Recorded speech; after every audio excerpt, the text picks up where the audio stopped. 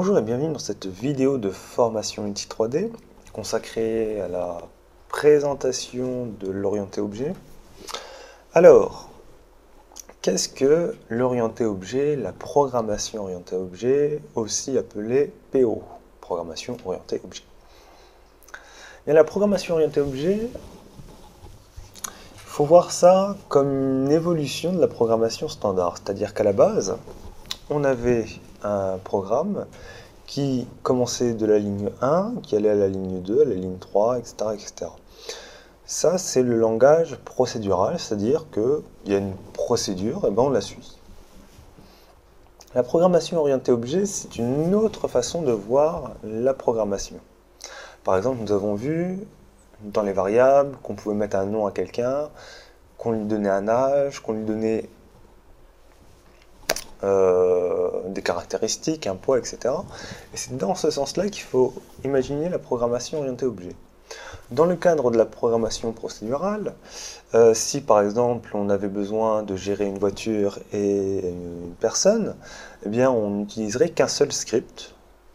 Ce script gérerait, il dirait que notre personnage il a un nom, le nom c'est Paul, son âge c'est 30 ans, il est boulanger.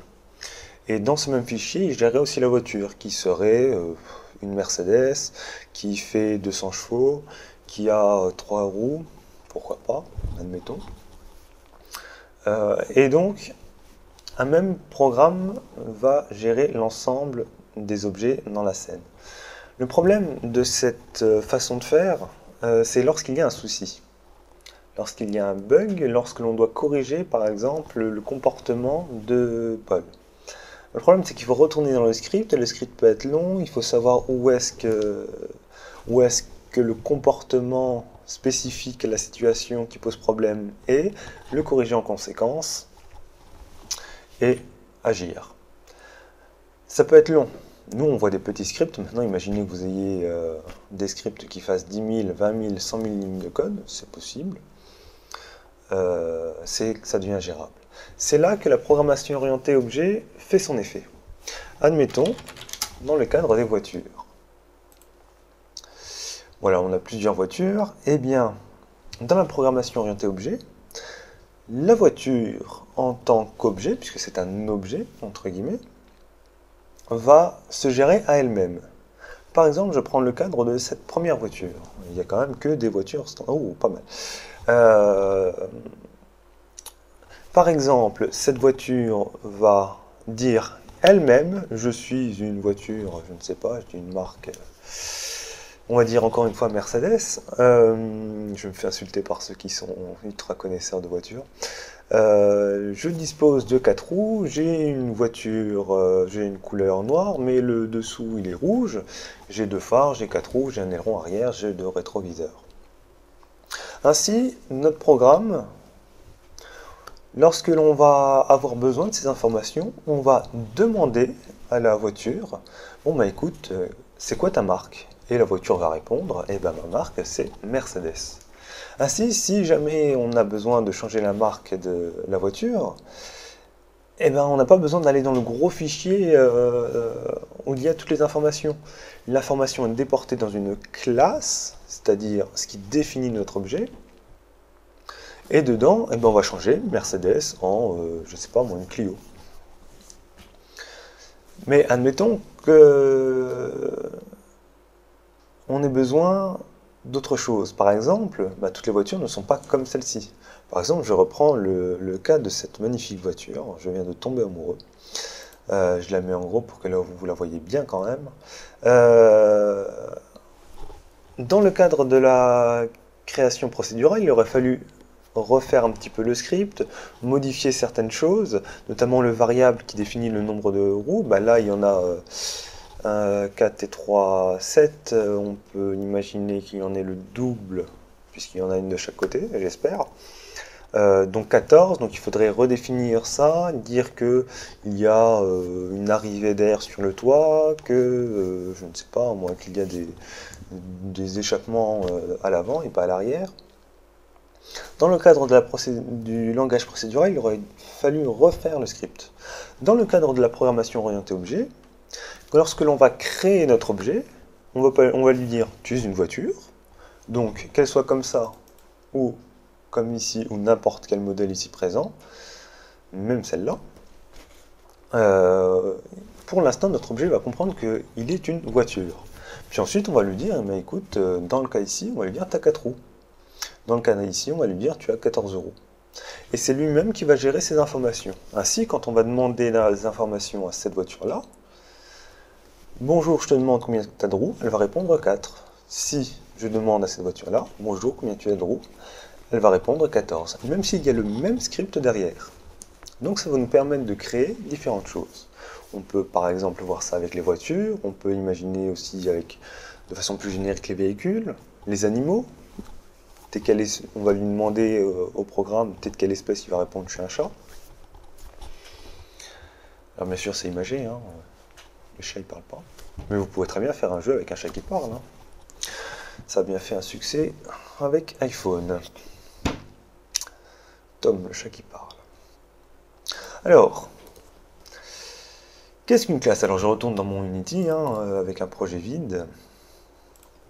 Je crée une classe C#, donc un script C#.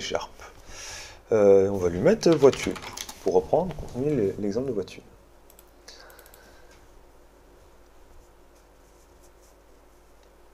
Et donc en lançant notre magnifique menu développe, on peut voir ça qui est les outils que l'on va utiliser, je vous l'ai déjà expliqué. On se rappelle que ça, ce sont deux fonctions. Et ça, qu'est-ce que c'est? La classe voiture. La classe voiture, ça va être l'objet voiture. Une classe, c'est ce qui va définir un objet. Par exemple, je vais dire en entier nombre de roues est égal à, ou même rien.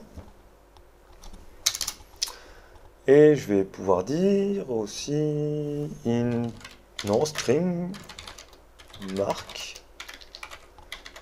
Et je vais dire que c'est une Clio. On n'oublie pas les guillemets.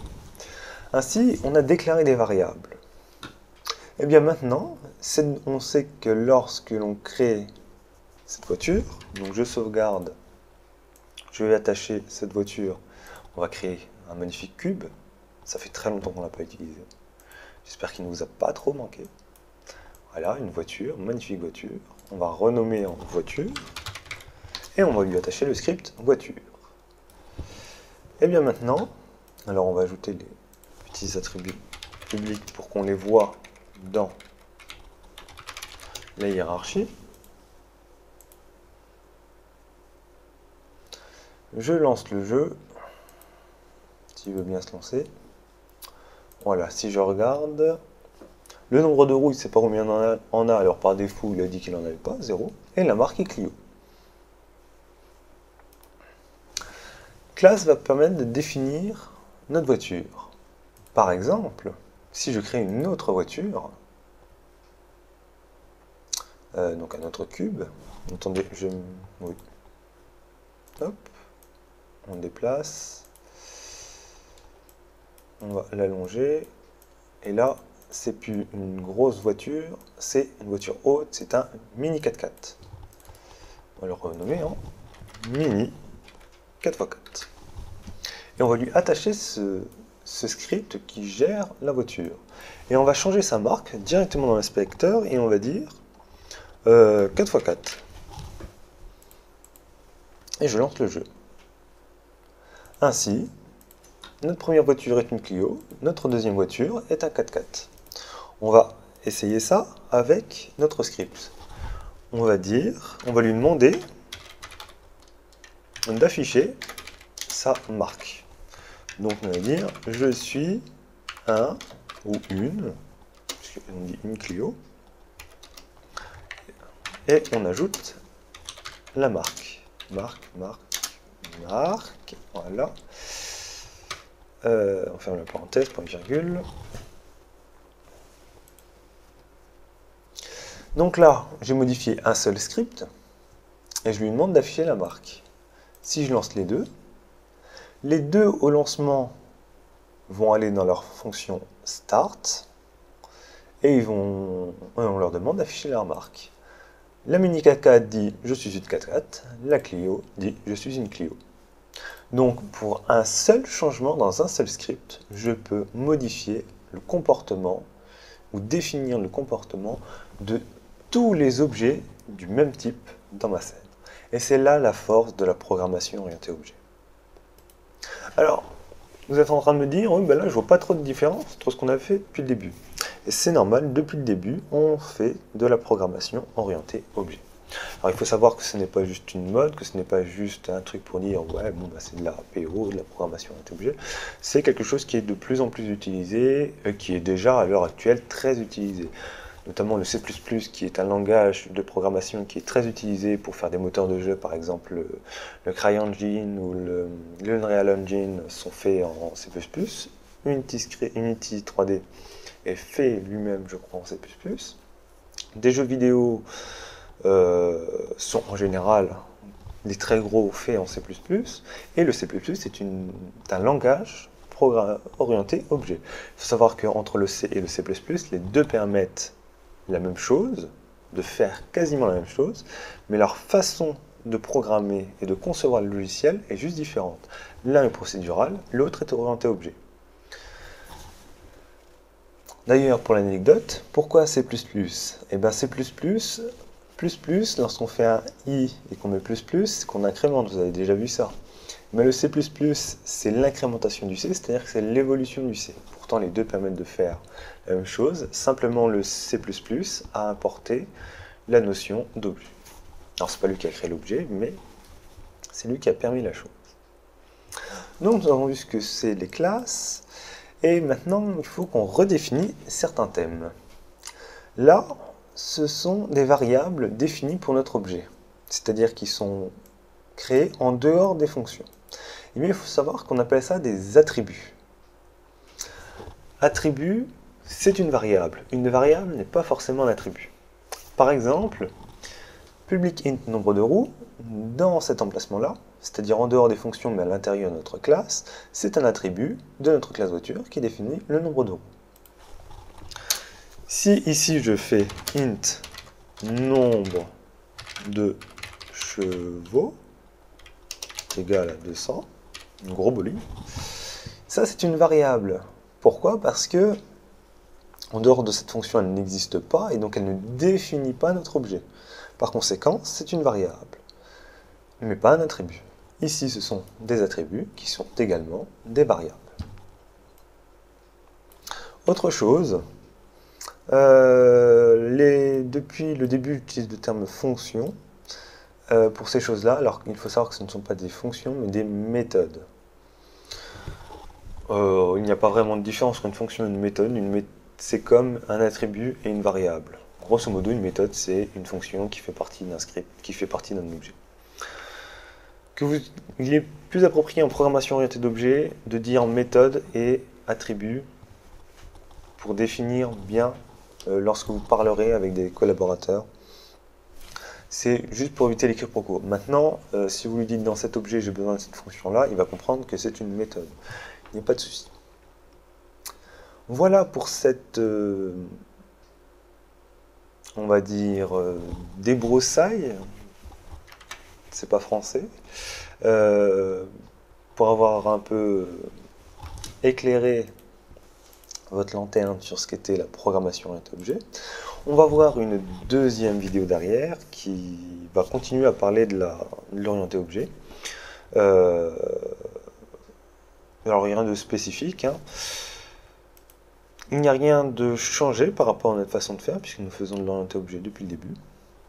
La prochaine vidéo sera la dernière concernant les scripts, alors de niveau débutant on va dire, puisqu'on aura une nouvelle suite de scripts une nouvelle suite de tutoriaux pardon, qui traitent des scripts, mais ce sera à un niveau plus avancé. Pour l'instant on va retourner un petit peu à faire joujou entre notre Unity et les scripts pour que ce soit un petit peu plus drôle pour vous ainsi que pour moi.